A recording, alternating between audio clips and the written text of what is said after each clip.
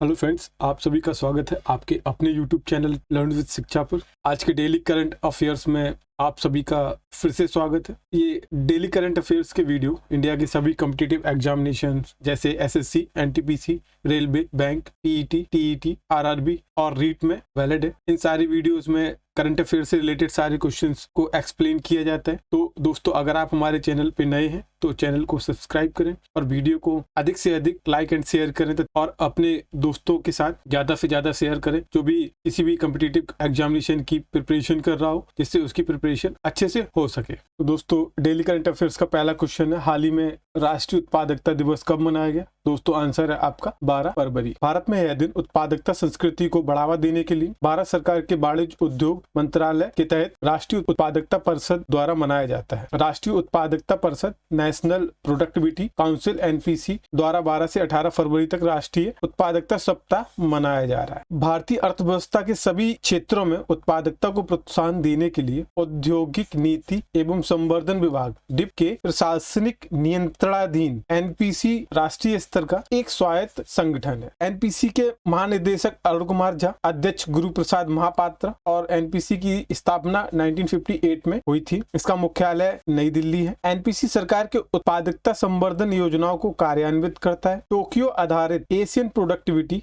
Organisation APO एक अंतर सरकारी निकाय है जिसका भारत एक संस्थापक सदस्य है। एपीओ के एक घटक के रूप में एनपीसी इसके कार्यक्रमों को भी कार्यान्वित करता है। टाटा सन्स प्राइवेट लिमिटेड के अध्यक्ष कौन बने? दोस्तों, आंसर है इसका एन चंद्रशेखरन। एन चंद्रशेखरन को फिर से 5 साल के लिए टाटा सन्स का चेयरमैन नियुक्त किया गया। उन्हें टाटा ट्रस्ट बोर्ड और इसके चेयरमैन रतन टाटा की मंजूरी और सपोर्ट से दोबारा नियुक्ति मिली है। टाटा ने उनके कामकाज पर संतोष व्यक्त किया। अपने दोस्तों में चंद्रा के नाम से मशहूर चंद्रशेखरन अक्टूबर 2016 में टाटा सन्स के बोर्ड में शामिल किए गए थे। जनवरी 2017 में उन्होंने चेयरमैन नियुक्त किया गया था और फरवरी 2017 में उन्होंने पद संभाला था। वह Tata steel, Tata Motors, Tata power और टीसीएस जैसी कंपनियों के बोर्ड में भी चेयरमैन है। चंद्रशेखरन को टाटा समूह में काम करने का 34 साल का अनुभव। 1988 में IIM कलकत्ता से MBA करने के बाद उन्होंने टाटा स्टील में नौकरी शुरू की। फरवरी 2022 में किसी विश्वविद्यालय अनुदान आयोग यूजीसी का अध्यक्ष नियुक्त किया गया। दोस्तों, आंसर है इसका एम जगदीश कुमार। 4 फरवरी 2022 को केंद्र सरकार ने जेएनयू के वर्तमान कुलपति एम जगदीश कुमार को विश्वविद्यालय अनुदान आयोग यूजीसी का नया अध्यक्ष नियुक्त किया है। इलेक्ट्रिकल इंजीनियरिंग विभाग IIT मद्रास से MS की और PhD की डिग्री करने के बाद प्रोफेसर कुमार IIT खड़गपुर में असिस्टेंट प्रोफेसर और IIT दिल्ली में एसोसिएट प्रोफेसर के रूप में सेवाएं दे चुके हैं। प्रोफेसर कुमार को जनवरी 2016 में जेएनयू का कुलपति बनाया गया। स्वतंत्रता प्राप्ति के बाद भारतीय विश्वविद्यालय शिक्षा पर रिपोर्ट तैयार करने हेतु और उन सुधारों और विस्तारों का सुझाव देने हेतु वर्तमान और भविष्य की जरूरतों के अनुरूप ही डॉक्टर सर्वपल्ली राधाकृष्णन की अध्यक्षता में विश्वविद्यालय शिक्षा आयोग की स्थापना 1948 में हुई थी। वर्ष 1952 में केंद्र सरकार ने सार्वजनिक निधियों से केंद्रीय विद्यालयों और अन्य विश्वविद्यालयों और उच्च शिक्षा के संस्थानों को अनुदान सहायता के आवंटन से संबंधित सभी मामलों को यूजीसी को संदर्भित किया था। तत्कालीन शिक्षा मंत्री, प्राकृतिक संसाधन और वैज्ञानिक अनुसंधान मंत्री मौलाना अबुल कलाम आजाद ने 28 दिसंबर 1953 को औपचारिक रूप से यूजीसी उद्घाटन किया था। नवंबर 1956 को यह संसद के अधिनियम के माध्यम से भारत सरकार के एक संवैधानिक निकाय के रूप में स्थापित हुआ। दोस्तों, फरवरी माह में पड़ने वाले कुछ महत्वपूर्ण दिवस के बारे में देख लेते हैं। 1 फरवरी को तटरक्षक दिवस के रूप में मनाया जाता है। भारत में 1 फरवरी को तटरक्षक दिवस के रूप में मनाया जाता है। इसके द्वारा समुद्र में भारत के क्षेत्राधिकार के भीतर सीमाओं को लागू करना और संपत्ति की सुरक्षा को सुनिश्चित करना किया जाता है। 2 फरवरी को विश्व आर्द्र भूमि दिवस मनाया जाता है। इस दिन पर हर साल विश्व आर्द्र भूमि दिवस मनाया जाता है ताकि प्रत्येक देश के नागरिकों को आर्द्र भूमि की महत्वपूर्ण भूमिका से अवगत कराया जा सके और वैश्विक जागरूकता को बढ़ावा मिले। 4 फरवरी को विश्व कैंसर दिवस और अंतर्राष्ट्रीय मानव बंधुत्व दिवस मनाया जाता है। पूरे विश्व में हर साल 4 फरवरी को विश्व कैंसर दिवस के रूप में मनाया जाता है। इसका उद्देश्य कि लोगों को कैंसर रोग के प्रति जागरूक किया जा सके जिससे वह इस बीमारी के शिकार ना हो। 9 फरवरी को सुरक्षित इंटरनेट दिवस मनाया जाता है। इंटरनेशनल लेवल पर 9 फरवरी को सुरक्षित इंटरनेट दिवस आयोजित किया जाता है। इसका उद्देश्य लोगों को सुरक्षित और बेहतर इंटरनेट सुविधाएं प्रदान करना है और उनके निजी डेटा को लीक होने से बचाना है। 10 फरवरी को राष्ट्रीय कृमि मुक्ति दिवस मनाया जाता है। भारत में 10 फरवरी को प्रत्येक वर्ष राष्ट्रीय कृमि मुक्ति दिवस के रूप में मनाया जाता है। इसका उद्देश्य भारत के प्रत्येक बच्चे को पेट के कीड़ों से मुक्त कराना। 11 फरवरी को विश्व यूनानी दिवस चिकित्सा दिवस मनाया जाता है। हर साल यूनानी चिकित्सा हकीम अजमल खान की जयंती को विश्व यूनानी दिवस के रूप में 11 फरवरी को मनाया जाता है। इसका उद्देश्य यूनानी चिकित्सक पद्धति से जुड़ी महत्वपूर्ण चिकित्सा से अवगत करा। 12 फरवरी को राष्ट्रीय उत्पादकता दिवस। विश्व भर में हर साल राष्ट्रीय उत्पादकता दिवस 12 फरवरी को आयोजित किया जाता है। इसका उद्देश्य उत्पादकता के बारे में लोगों को जागरूक किया जाए और संसाधनों के अधिक उत्पादन की योजना बनाई जाए। 13 फरवरी को विश्व रेडियो दिवस मनाया जाता है। विश्व रेडियो दिवस 13 फरवरी को विश्व भर में मनाया जाता है। इसके द्वारा रेडियो की भूमिका शिक्षा और संचार के क्षेत्र में क्या है, इससे लोगों को अवगत कराना है। 13 फरवरी को भारत कोकिला के नाम से जाने वाली भारत की पहली महिला राज्यपाल सरोजिनी नायडू के जन्म दिवस को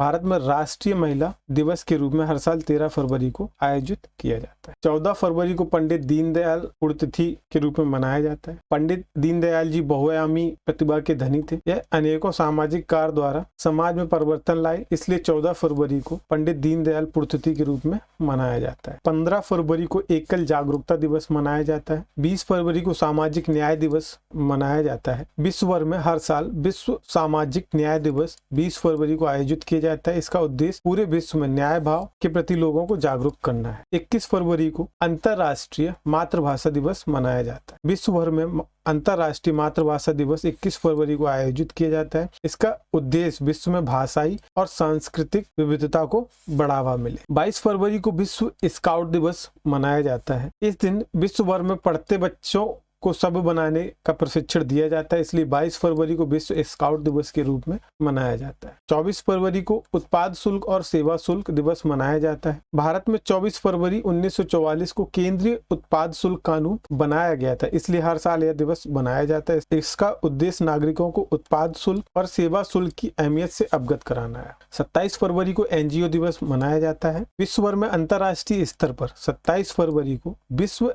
एनजीओ दिवस के रूप में मनाया जाता है। इसका उद्देश्य लोगों को एनजीओ के अंदर सक्रिय रूप से शामिल होने के लिए प्रेरित किया जाना है। 28 फरवरी को राष्ट्रीय विज्ञान दिवस के रूप में मनाया जाता है। विज्ञान द्वारा होने वाले सभी लाभों से देश के नागरिकों को अवगत कराकर उनमें वैज्ञानिक सोच का जन्म देने के लिए भारत में हर साल 28 फरवरी को राष्ट्रीय विज्ञान दिवस मनाया जाता है। दोस्तों, अगला क्वेश्चन है, यूक्रेन के संकट के बीच किस देश के राष्ट्रपति ने पोलैंड में 3000 और सैनिक का आदेश दिया? दोस्तों, आंसर है यूएसए। यूक्रेन संकट की वजह से अमेरिका ने 3000 सैनिकों को पोलैंड भेजा है। अमेरिकी राष्ट्रपति जो बाइडेन ने आदेश दिया कि पोलैंड में सैनिक तत्काल तैनात किए जाएं। पोलैंड उत्तरी अटलांटिक संधि नाटो का हिस्सा है। यूक्रेन की सीमाओं पर रूस के 1 लाख सैनिक तैनात। अमेरिका, इजराइल और कई यूरोपीय देशों ने रूस की तरफ से आक्रमण के बढ़ते खतरे का हवाला देते हुए अपने नागरिकों से यूक्रेन छोड़ने को कहा है। हाल ही में किसने प्राकृतिक खेती को बढ़ावा देने के लिए जीवा कार्यक्रम शुरू किया है? दोस्तों, आंसर है नाबार्ड ने।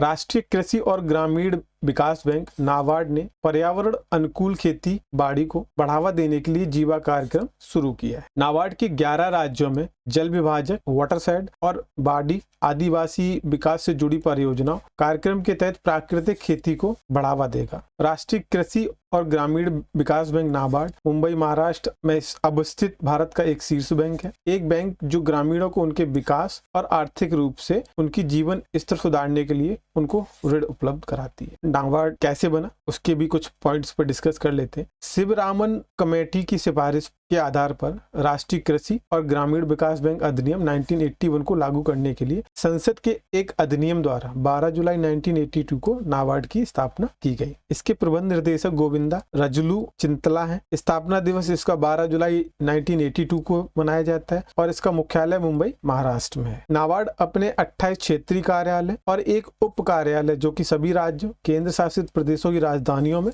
स्थित है, के माध्यम से देश भर में परिचालित है। दोस्तों, कुछ इंपॉर्टेंट क्वेश्चन जो कि इंडिया के प्रमुख शोध संस्थानों के नाम और उनके स्थानों की सूची के बेस पर आपसे पूछे जा सकते हैं। भारतीय कृषि अनुसंधान संस्थान कहाँ पर स्थित है? दोस्तों, आंसर है नई दिल्ली। केंद्रीय गन्ना अनुसंधान संस्थान कहाँ पर स्थित है? आंसर है दोस्तों कोयम्बटूर। केंद्रीय तंबाकू अनुसंधान संस्थान कहाँ पर स्थित है? आंसर है दोस्तों राजमुंदरी में। भारतीय चीनी तकनीकी संस्थान कहाँ पर स्थित है? आंसर है दोस्तों कानपुर। राष्ट्रीय डेयरी अनुसंधान संस्थान करनाल में। केंद्रीय चमड़ा अनुसंधान संस्थान चेन्नई में। केंद्रीय औषधि अनुसंधान संस्थान लखनऊ में। भारतीय मौसम विज्ञान संस्थान नई दिल्ली में। राष्ट्रीय धातु विज्ञान प्रयोगशाला जमशेदपुर में। भाभा परमाणु अनुसंधान केंद्र ट्राम्बे में। भारतीय पेट्रोलियम संस्थान दोस्तों आंसर है Dehradun. Tata institute of fundamental research दोस्तों आंसर मुंबई में। कुछ और इम्पोर्टेंट जीके क्वेश्चन जो कि आपके कॉम्पिटिटिव एग्जाम में पूछे जा सकते हैं। पहला दोस्तों क्वेश्चन है, सोमन जनजाति किस स्थान पर पाई जाती है? दोस्तों आंसर है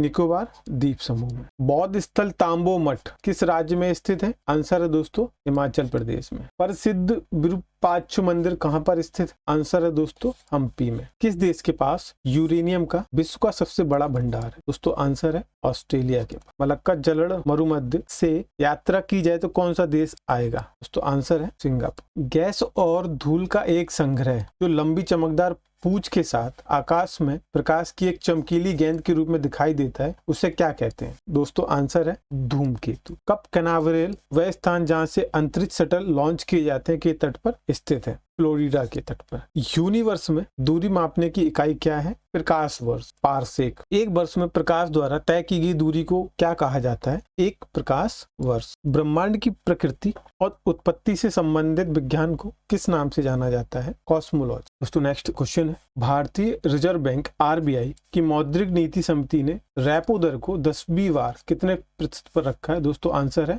4% पर। भारतीय रिजर्व बैंक ने कोविड-19 महामारी से प्रभावित अर्थव्यवस्था को टिकाऊ आधार पर गति देने को प्रमुख नीति दर रेपो में लगातार 10वीं बार कोई बदलाव नहीं किया है। इसे 4% के निचले स्तर पर बरकरार रखा है। भारत में जितने भी बैंक होते हैं उन्हें आरबीआई रेगुलेट करता है। Reserve bank of India RBI की स्थापना 1 अप्रैल 1935 को हुई थी। आरबीआई की स्थापना किस अधिनियम के प्रावधान के अनुसार 1 अप्रैल 1935 को हुई थी? दोस्तों भारतीय रिजर्व बैंक अधिनियम 1934 के अंतर्गत आरबीआई की स्थापना हुई। इसका मुख्यालय मुंबई महाराष्ट्र में है। इसके गवर्नर शक्तिकांत दास है। अब दोस्तों कुछ फाइनेंशियल टर्म्स के बारे में डिस्कस कर लेते हैं। जैसे आपने रेपो दर के बारे में तो सुना होगा, बट रेपो दर के बारे में जानते नहीं है होता क्या है। चलिए देखते हैं। रेपो दर वह दर होती है जिस पर बैंकों को आरबीआई कर्ज देता है। बैंक इस कर्ज से ग्राहकों को ऋण देते हैं। रेपो रेट कम होने से मतलब है कि बैंक से मिलने वाले कई कर्ज सस्ते हो जाएंगे, जैसे कि होम लोन, व्हीकल लोन आदि। अगली है दोस्तों रिवर्स रेपो रेट। यह रेपो रेट से उल्टा होता है। यह वह दर होती है जिस पर बैंकों को उनकी ओर से आरबीआई में जमा धन पर इंटरेस्ट मिलता है। रिवर्स रेपो रेट बाजार में नकदी की तरलता को नियंत्रित करने में काम आती है। बाजार में जब भी बहुत ज्यादा नकदी दिखाई देती है, आरबीआई रिवर्स रेपो रेट बढ़ा देता है ताकि बैंक ज्यादा ब्याज कमाने के लिए अपनी रकमें उसके पास जमा करा दे। वर्तमान में भारत में रिवर्स रेपो रेट 3.5 है। नेक्स्ट है दोस्तों नगद आरक्षित अनुपात। देश में लागू बैंकिंग नियमों के तहत हर एक बैंक को अपनी कुल नकदी का 1% हिस्सा रिजर्व बैंक के पास रखना होता है। इसे ही कैश रिजर्व रेशियो सीआरआर या नगद आरक्षित अनुपात कहते हैं। वर्तमान में भारत में नगद आरक्षित दर 4%। अगली है दोस्तों एसएलआर। जिस दर पर बैंक अपना पैसा सरकार के पास रखते हैं, किसके पास रखते हैं? सरकार के पास, उसे एसएलआर कहते हैं। नकदी की तरलता को नियंत्रित करने के लिए इसका इस्तेमाल किया जाता है। कमर्शियल बैंकों को एक खास रकम जमा करानी होती है जिसका इस्तेमाल किसी इमरजेंसी लेन देन को पूरा करने में किया जाता है। आरबीआई जब ब्याज दरों में बदलाव किए बगैर नकदी की तरलता कम करना चाहता है तो वह सीआरआर बढ़ा देता है। इससे बैंकों के पास लोन देने के लिए कम रकम बचती है। Marginal standing facility MSF. RBI ने पहली बार वित्त वर्ष 2011-12 में सालाना मॉनेटरी पॉलिसी रिव्यू में एमएसएफ का जिक्र किया था। यह कॉन्सेप्ट 9 मई 2011 को लागू हुआ। इसमें सभी शेड्यूल कमर्शियल बैंक एक रात के लिए अपना कुल जमा का 1% तक लोन ले सकते हैं। बैंकों को यह सुविधा शनिवार के अलावा हर एक वर्किंग डे में मिलती है। बैंक इसके जरिए आरबीआई से 8.25% की ब्याज दर से कर्ज ले सकते हैं। यह दर liquidity adjustment facility LAF repo से 1% ऊपर है। बैंक लिक्विडिटी में भारी कमी होने पर एमएसएफ से कर्ज ले सकते हैं। अब हम बात कर लेते हैं एक बहुत ही कॉमन टर्म से, जिसको हम आप मोस्ट ऑफ द टाइम सुनते हैं, बट उसके मीनिंग्स क्या है, उसका एग्जैक्ट मतलब क्या होता है उसके बारे में नहीं जानते। तो चलिए आज हम उसके बारे में बात करते हैं और देखते हैं कि लिक्विडिटी और तरलता किसको बोलते हैं। किसी संपत्ति या सामान के अंदर जो खरीद या बिक्री लायक क्षमता होती है वह उसकी तरलता होती है। जैसे कि कैश, सिक्योरिटीज, बॉन्ड, जेवर वगैरह, सबसे ज्यादा तरलता कैश में होती है। शेयर, बॉन्ड वगैरह में भी तरलता की अच्छी मात्रा पाई जाती है। सरल शब्दों में कहें तो किसी चीज को पैसों के रूप में बदले जाने की क्षमता को लिक्विडिटी कहते हैं। किसी चीज में मुद्रा के रूप में काम करने की जितनी अच्छी क्षमता होगी उसकी तरलता उतनी अच्छी मानी जाएगी। मौद्रिक नीति किसको बोलते हैं? आर्थिक नीति के अंतिम उद्देश्य को प्राप्त करने के लिए मौद्रिक नीति केंद्रीय बैंक के नियंत्रण में ब्याज दरों, मुद्रा आपूर्ति और ऋण की उपलब्धता जैसे परिमाणों को विनियमित करने के लिए मौद्रिक साधन के उपयोग को सूचित करती है। तो दोस्तों आज का करंट अफेयर्स कुछ है। 5 फरवरी 2022 को भारत ने आईसीसी अंडर 19 वर्ल्ड कप 2022 में किसे हराकर 5वीं बार खिताब जीता है? दोस्तों आपको इसका आंसर यहाँ पर देना होगा। जो भी आंसर हमें कमेंट्स में जल्दी देगा उसके कमेंट्स को हम अपनी नेक्स्ट वीडियो में ऐड करेंगे। तो दोस्तों उम्मीद करता हूँ ये वीडियो आपको पसंद आया हो। अगर आपको ये वीडियो पसंद आया हो तो आप अपने ग्रुप में, अपने फ्रेंड सर्किल में जो भी किसी कॉम्पिटिटिव एग्जामिनेशन की तैयारी कर रहा हो या फिर किसी भी तरह के एग्जामिनेशन की प्रिपरेशन कर रहा हो तो उसके साथ ये वीडियो अधिक से अधिक शेयर करें और अधिक से अधिक लाइक करें एंड कमेंट्स करें। तो दोस्तों मिलते हैं आपसे इसी उम्मीद के साथ नेक्स्ट वीडियो में। तब तक के लिए थैंक यू।